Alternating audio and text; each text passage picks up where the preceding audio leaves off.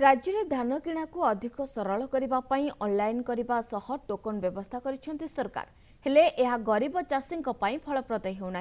अमल पर मंडी में धान देवाकू अनाई बसिछंती खोर्धा जिलार चाषी किंतु सरकारी अधिकारी चाषी दस्तावेज को चंचकता करी धान कोटा को गायब कर देउथिबा अभियोग होइछि। एने समितिर संपादक और सभापति मनमुखी कार्यकलाप को दायी करिसेंती चाषी।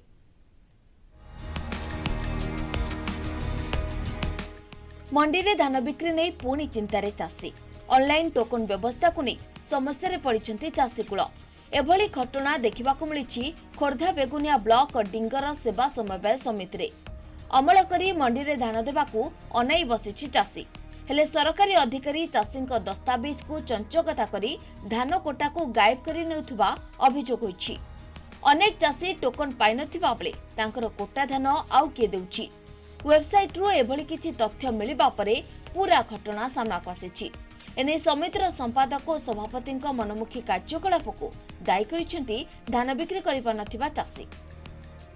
दिन है धान थे गोटे पाली बंद कले आम आसी जिलापाल पाक गलु जिलापाल वाला दरखास्त दबार जिलापाल अफिसर पठेले मोर भूल होली कहले कि तुम भूल आकाउंट नंबर रही आंकर संशोधन कर जो मैंने धान दौन तीन थर लादे लोक मैंने थरे लेखा पाई ना आम से धान देलु आम न्याय पाइबा बहीचु आसीपारूनी सब पचारा बेलू ना मेसेज जीव बर्तमान सुधा मोर एपर्त उठिनी मु गोटे चाषी बड़ चाषी हिसाब से मध्यमित चाषी हिसाब से करी गला वर्ष मोर आसला गला वर्ष गला वर्ष देखला बेलू मो ना किए भी उठेकी नौ 5-7 वर्ष है सेमती चलती 18 एकर जमीर रेकर्ड देती किंतु मो ना 3 एकर पो ना 4 एकर 7 एकर आसी बाकी 11 एकर जमीर मो रेकर्ड आसीना एमाने जानी शुणी कोठी ओमिट कर मत हताश करने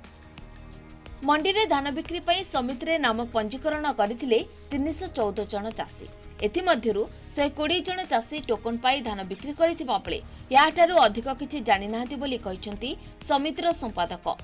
सबडे सेभଳି किछि अभियोग आसे नाही अभियोग आसिले तार उचित पदक्षेप नियाजिबो बोली कहिसंती खोर्धा बेसामरिक जुगान अधिकारी। जो अभियोग आनिसंती अभियोग गवर्नमेंट वर्तमान तार ऑनलाइन को छाड़ुची टोकन मोठी किछि नाही से माने टोकन पठेले मो चाषींकर बागु मेसेज देबी बा ये करकी धान किणा होछि 151 टा मंडी वर्तमान एक्टिव अच्छी 145 टा व्यवस्था नहीं से ठीक धान भल धान से देवे ठीक रेट से पाइबे जो मंडी खोली नहीं यही नेक्स्ट वीक भीतर सब मंडी खोली तेबे नै प्रशासन केबे पदक्षेप ग्रहण करूछि ताको अपेक्षा। खोर्धा जिला बोलगोडरू Suresh Samantaray report MBC news.